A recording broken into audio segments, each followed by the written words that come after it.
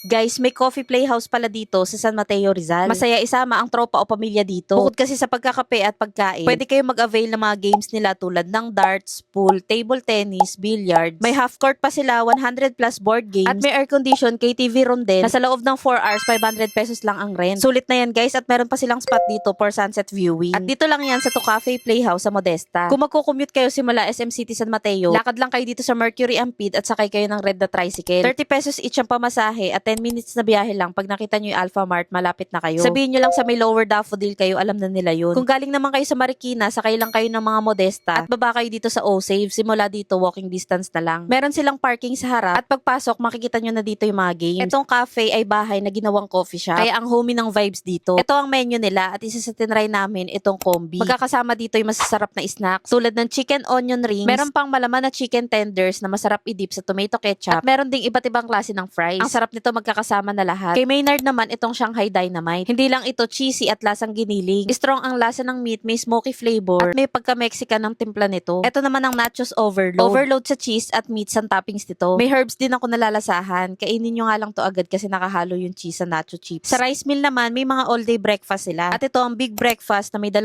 itlog at 2 klase ng ulam. Itong kay Maynard ay combination ng tapa at chicken tenders. At sa kanin, garlic rice yung sineserve nila. Sa drinks, must try ang banana pudding creamy matcha. Mukhang sobrang tamis lang to pero hindi. Nagustuhan ko yung banana pudding, may slice talaga ng totoong banana. Plus yung matcha nila the best. Hindi ito grainy at grassy yung lasa. O-ordering ko ulit sa kanila to pag nakabalik. Ito naman ang bisco prof. Hindi rin to sobrang tamis pero lasa mo yung bisco. Sa dessert naman, tinry namin tong cookies and cream croffle at itong trending na Dubai Chewy Cookie. Kaya naman pala to trending, napakasarap. Lasa mo yung pistachio, crunchy yung loob at nagustuhan ko na hindi mapait yung cocoa powder. Ito naman ang tiramisu biscoff cake. Ang sarap papakin nito kasi hindi masyadong matamis. Super na-enjoy nga namin ng food and drinks dito. Plus, ang ganda ng 2 air-conditioned KTV room nila. Makakapag-unli Netflix kayo, unli kantahan sa loob ng 4 hours. 500 pesos to, good for 8 to 15 pa. At pagdating ng April, anniversary month nila, magagamit nyo ng free ang KTV room. Pag maglalaro naman kayo ng darts, pool, at table tennis, ito yung rates ng 30 minutes at 1 hour. Ang billiards naman nandito sa second floor, naka-air-condition dito, at may mga tambayan sa tabi. 150 naman ang billiards ng 30 minutes at 220 naman pag 1 hour. Ang basketball naman nandito sa likod ng cafe. Ito naman ang rates ng half court at pasusolo nyo lang to pag in-avail nyo. Sa board games naman, magagamit nyo lahat to basta bumili kayo ng worth 1,000 pesos. Kaya sa mga naghahanap dyan ng coffee shop na maraming malilibangan, dayo na rin kayo dito sa Tucafe Playhouse sa Modesta, San Mateo, Rizal.